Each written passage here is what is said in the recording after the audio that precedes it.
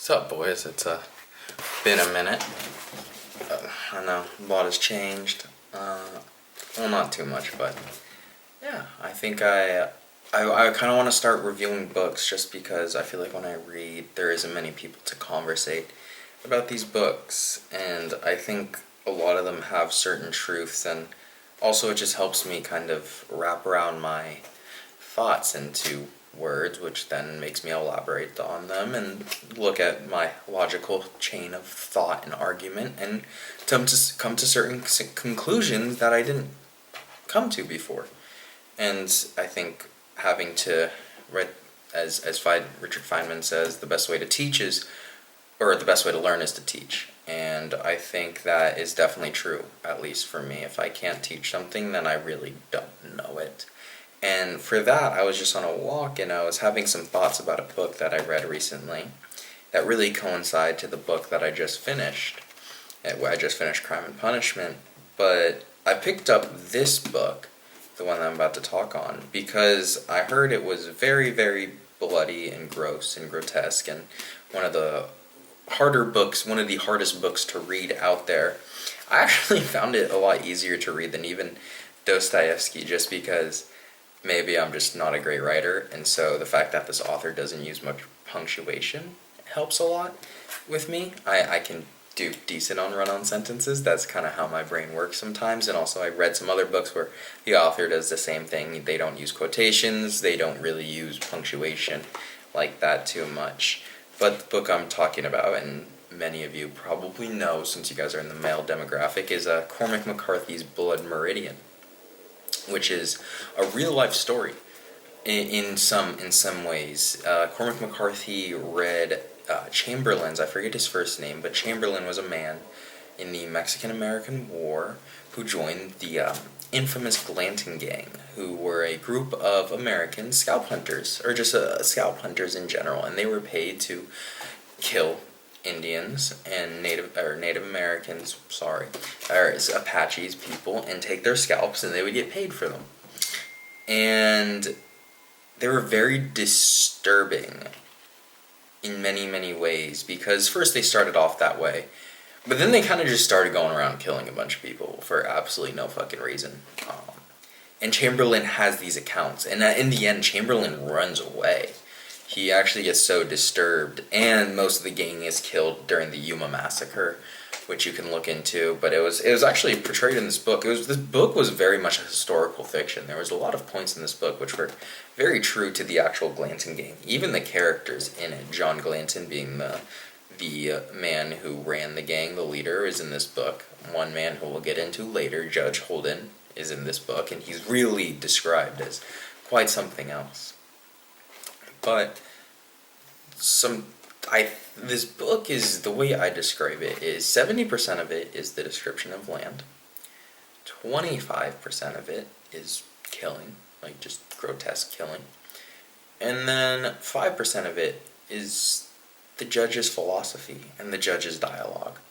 And there's more dialogue in there, but it's really not that much, and the judge really takes up a lot of space talking about his thoughts and how he perceives the world. And the judge is a very disturbing man.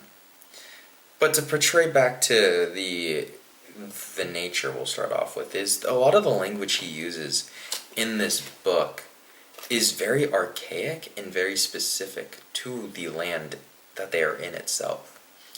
If you really read this book, you would, like I don't consider myself really reading the book, because every other sentence during descriptions of the landscape, you would have to stop to look it up, just because a lot of it is scientific geological wording. A lot of it is very, like I said, archaic, old. And a lot of it can't be portrayed to anything else besides the American Southwest. And in that case, it kind of leads you on this run-on. But a lot of the ideas that I got from just the land in general was how vast it is, how nuanced nature is in general. We kind of, like, especially nowadays, we don't really think about it too much. But the landscape out there really did shape who people were and how they acted. And that kind of leads into the second part of the killing. Because the killing gets, as many describe, very monotonous throughout it. Honestly, at the beginning you're like, oh, it's cool, like, it wasn't that grotesque to me, but it just kind of becomes very boring in many different ways. It becomes very, very there. It's just there. It's just there. It's just like, okay, there goes someone else's head. He blows out his brains. That guy loses his leg. It's infected. There's women screaming.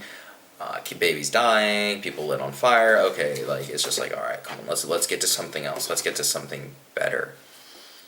And I think, and I kind of agree. I've looked into it. A lot of people say Cormac McCarthy did this on purpose, was to show that killing is monotonous and can become monotonous, and we glorify it in so many ways. The way I really perceived it, though, is that a lot of us, especially in life, instead of facing our inner demons, we portray them out onto others. We need something tangible so that we can feel good about ourselves. It's the idea of watching something, right? A lot of these books, psychologists used to say, are like early psychology, like Dostoevsky's, I think Nietzsche said, was one of the greatest psychologists of all time. The reason being that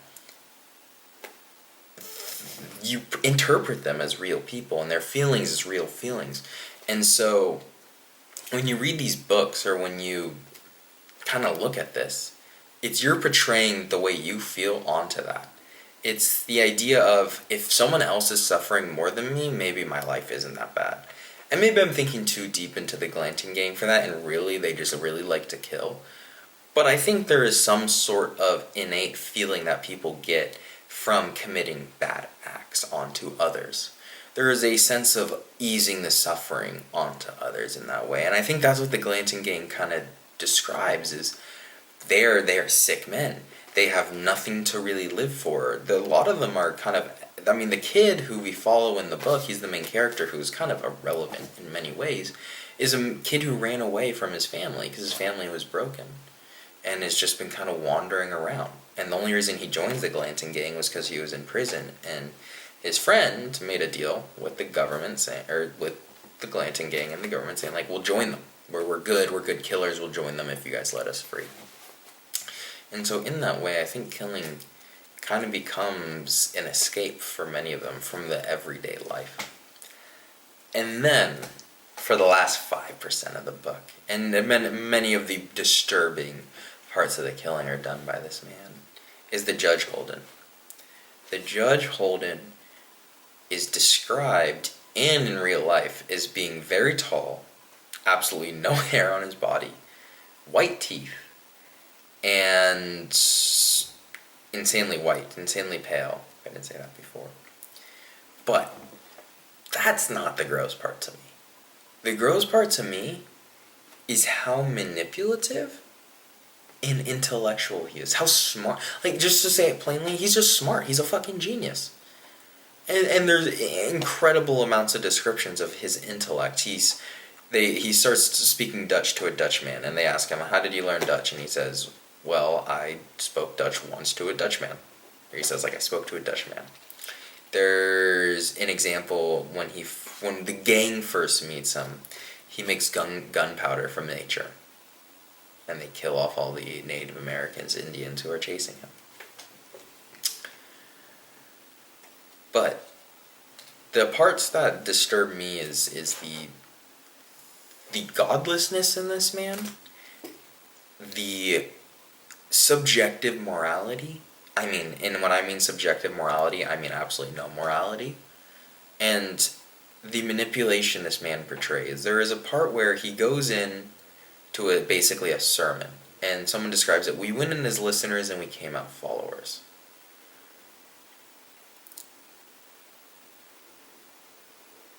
And the thing about the judge, too, is he's not even the leader of the Glanton gang, right? It's John Glanton. But John Glanton, when we first meet him, is basically just killing a bunch of people. There's no rhyme or reason to this leader. He just likes to kill. But here's this man, the judge, who kind of hides out in the background, who picks piece by piece by piece is the little things that he wants, and is able to turn that and spin that so that he becomes the ultimate leader, even though he's hiding in the background. And I think McCarthy's warning in this is a warning about how logic and reasoning and intellect can really lead us down a deep spiral of Satanism, of hell. And Crime and Punishment really gets into that too, and we'll discuss that another time. But the judge, I mean, when I read this book, and thank God I like to think myself having at least some moral principles of what's right and wrong. But when I read this book, everything the judge says, and if you read any philosophy, you may know what a proper argument is, but the judge has proper arguments in everything that he talks about. I think my favorite part about the judge's logic is war. When he's talking about God and when he's talking about what is God to him. And well, he says God is war. It's the ultimate wager. It's the ultimate decider of what matters. He says, what is cards without a wager? It's nothing. There is no game without a wager. Unless you put money on cards, it's not a game. There can't be a game without winners or losers. And he says, well, what's the ultimate wager? What's the ultimate game to humanity? Well, money doesn't matter to us, I guess is what he says. He says the ultimate wager to us is life. It's the essence of life. Well, so then how do you wager life? How do you play with life? It's war. It's war that becomes the ultimate decider. And then he says, which is the most disgusting thing to me, is the ultimate decider, which is just chance, we then call divine. And the winner is the one who is summoned and who is in divine hands. And that's where our divinity comes from.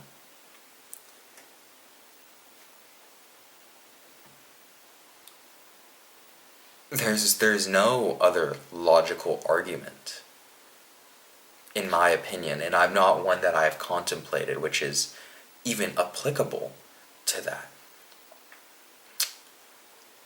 If we take out moralities, if we take out religion, that's what we're left with. Because then when you add in religion and morality, you would say, well, no, the ultimate wager is my principles. But and I see this over and over again, is you really don't know a man until he's about to die, what his principles are, what his morality is. And many people, right, besides maybe a few, and I've never been in that position, but faced with death, would easily give up those principles because of the fear of the unknown. And so then the judge gives a lot of his thoughts on how he perceives the world. And to him, not knowing brings him fear. But as in many, fear is not shown through fear, is shown through anger. He says birds disgust them because they can fly. And in that way they have freedom. And so I think about, how does one live in a world where this becomes the truth? How does one live in the world where this is where logic, human reasoning leads us? Well, I think this is the example of that world. And the judge is the example of the few, the smart, the ones who are not given the direction to use that intellect. And so then when left to their own devices, they come up with these horrible, horrible reasons. And how does that portray to our everyday life? Well, there's many cases where I talk to and hear certain people describe God, describe morality, and describe these many things, and the basis of it is, a lot of it kind of comes down to fear. And that's why I think the judge is is so good at what he does is he knows people fear him. People see him as godlike. I mean, I bet you I would. He almost doesn't look human. He is intellect, which I can't even fathom. And so people see him as godlike. And so what happens when you start worshiping materialistic things is, well, you end up with blood meridian. You end up with the scalping of babies. You end up with the killing of puppies. You end up with the killing of innocent people. And we see this throughout humanity. I think everyone would love to point to the Nazis. But it's not just the Nazis. See, the Nazis were also very intellectual. If you look at a lot of their work, I mean, Heidenberg was a man in the Nazi organization who took Nietzsche and through reasoning basically said the Übermensch is an Aryan. That was very untrue. Nietzsche never even spoke. Nietzsche was not very racist, at least in what I understand. I've read some of his work and he has never really spoke on race too much. He was very critical of religion. But even then, Nietzsche was a man who would say that religion was needed for the common man. Because without religion, you end up with this. You end up with the judge. Without religion, you end up with individualism, but individualism put into the hands of those who cannot dive into the depths of, as Kierkegaard would put it, cannot dive into the depths of existential dread, leads to this. Leads to the worshipping of the material, and the worshipping of the material leads to war. That's why you end up with Napoleons. That's why you end up with Stalins. That's why you end up with Mao's. That's why you end up with the Crusades. The Crusades were the worshipping of God, but through the material, through the conquering and killing of many others. And to ascribe divinity to that, I think, is utter bullshit. And so now we live in this world where that's all we kind of do. And even for myself, there is not much divinity in my life. All of my divinity comes from some sort of logical argument that I try to make to myself to describe where God comes from or where the moral principles come from. But to do that, well, it's one of the worst things that one can do. And so the kid that we follow through the book, who runs away from his family, who first meets the judge when he goes into a pastor's ring. The judge walks in, accuses the man of being illiterate, of telling the Bible wrong, and of fucking goats, I believe. Then everyone kills that man, the priest, not pastor. And then, when a man asks the judge, "How did you know that man?" the judge says, "I met him. I've never known that man in my life. I just saw him today." And then you have the kid following the judge, being scared of the judge. And then the last dialogues with the judge, the kid can't kill the judge. The judge knows the kid is terrified of him. Everyone in the Glanton gang dies. The kid is the last one left. And so then we're left with very vague notions of what happens to the kids at the end. He meets the judge again, and the judge lets him know, basically, "I know I had power over you. I know what I have been doing. I understand it all. The world will basically come to my unfolding as I study and I acknowledge the patterns and what is in nature and how it elaborates itself and pastes itself onto humanity." And he says, "That's how I know everything, is I study and I learn and I see things for what they are. I don't try to elaborate on them too much." So then why, when left to humanity's own devices, do we get the Glanton gang? Why do we get the judge? And I think the reason why his name is the judge, and it's actually in real life his name is the judge, is, well, I think it coincides perfectly, is he becomes the judge of right and wrong to a godless man, to a man who has no divinity. He's really the judge, because he is the ultimate logic. See, a lot of American laws were based on Christianity in some way, but now, and a lot of us in general need logical reasoning for what's wrong and right. But that just leads us to this, right? I mean, logical reasoning would lead us to,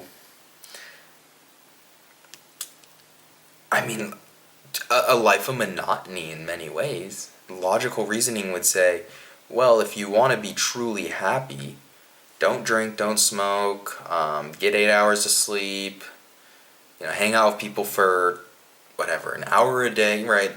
Make sure you meditate for 40 minutes a day. Make sure you exercise, but only for this much, because doing too much.